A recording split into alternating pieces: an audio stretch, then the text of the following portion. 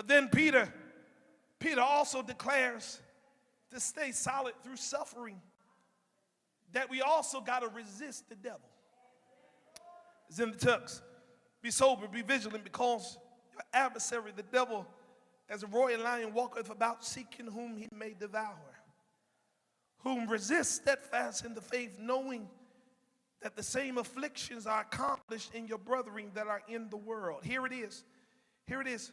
When we read in the text, no sooner has Peter got us to relax by casting our cares on the Lord, he yells to us, wake up and be on alert. Now, Peter, you're messing with me, Peter, because you just told me to relax and take a deep breath and cast my cares on the Lord. And then here you get to verse 8 and 9, and you tell me to be sober, be vigilant, because the adversary, your devil, is roaring. He's walking around like a roaring lion. Let's understand that when it comes to dealing with the devil, Christians often go to one or two extremes. Either they see the devil behind every bush, or they just ignore him altogether. The former are more prevalent in Christian circles now than latter. These folks see the devil everywhere. They just go around casting out demons out of everything. You got a common cold, you casting out a demon. Car trouble, casting out demons. Demons behind every emotional problem. They often blame the devil for problems, watch this, that stem from their own sin and mistakes.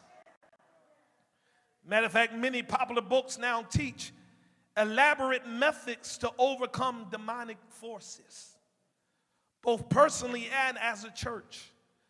But the Bible, it tells us, it messed with my theology when I was reading this, Deacon Hunt, because the Bible says, you know, when dealing with the devil, you don't have to do all this elaborate stuff. It messed with me because I used to think I got to go around and Hata Mashata and all this and go there. And I've been to some places. I've been overseas where I've seen the enemy operate firsthand. But the Bible, the Lord dealt with me this week. He says, it's a really simple concept of how to deal with the devil. The Bible just says, resist the devil. I want you to catch it here. He says, just resist the devil. We dare not to get arrogant and start barking orders at Satan like some tin-horn general, or he will make quick work for us. Here it is, and I'm about to mess with my own theology again because I went through a great part of my life of thinking the devil, having this picture of the devil. Here comes the devil, big old horns on his head, tail on him. And here the Lord messed with my theology. And he said, Brother Pastor, he said, watch this. He said, probably none of us have really encountered Satan himself. And some of y'all watch this. I done made half of y'all mad right here because y'all going around here talking about the devil made me. Watch this, because he has legions and demons that's out there that's doing his work.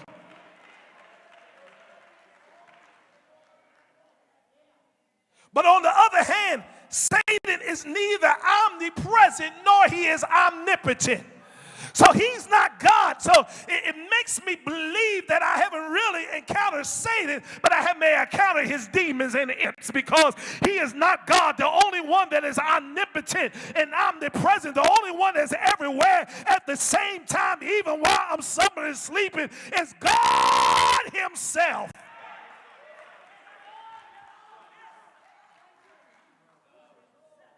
Watch this. Watch this. Here it is. Here it is. Because the enemy can't operate in two realms. The Bible says that he's the prince of this world, which means he can't operate in the heavens heavens.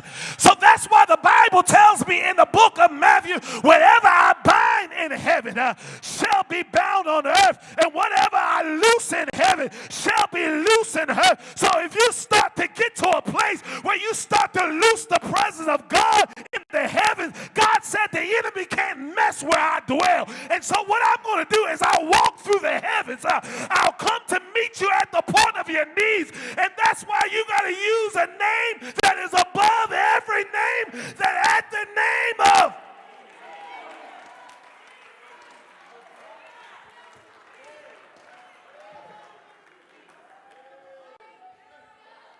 Here it is. This ain't in the script. You walking around here. Now that's the devil. That's the devil. You the devil. That's the devil.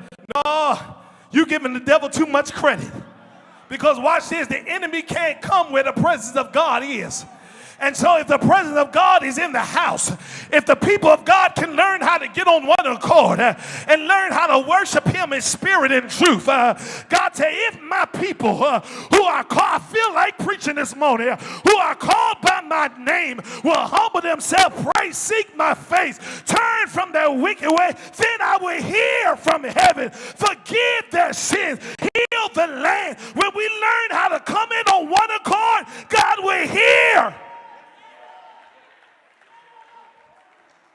And then he'll send healing to the land. There it is. Some of us never encountered Satan himself. We have encountered his imps and his demons. And the Bible already declares that he is a defeated foe. The cross of Jesus Christ spelled his doom, and the resurrection sealed it. So we can resist him firm in our faith and know that he will flee from us. Peter describes him as your adversary, the devil. The adversary means an opponent or in a lawsuit. Devil means slanderer, one who throws things against you. Matter of fact, in Revelation chapter 12, verse 10, he is described as the accuser of the brethren. His strategy is often to hit you when you are under some intense trials by suggesting either God isn't strong enough to deliver you, or obviously he does not care.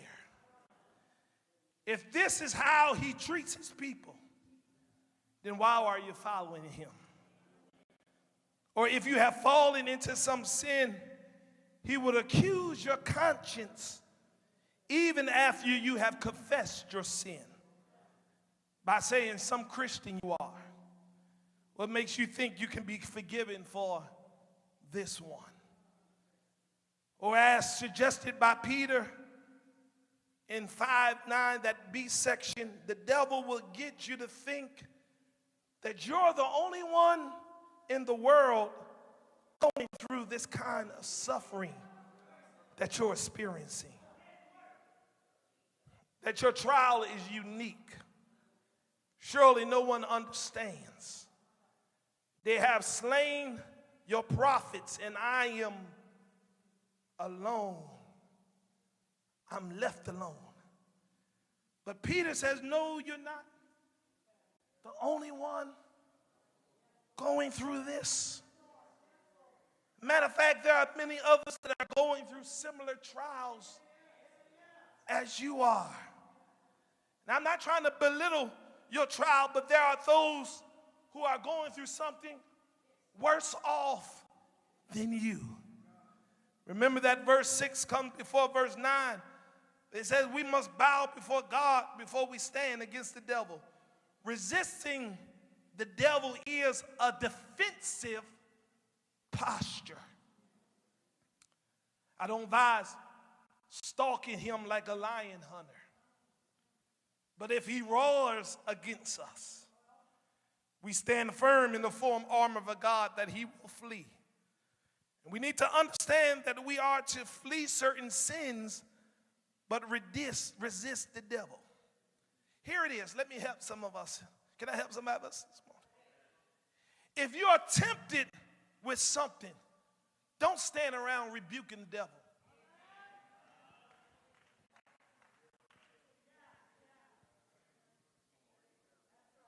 You're in the midst of the temptation. You talking, devil, I rebuke you, devil, I rebuke you. No, get up and flee.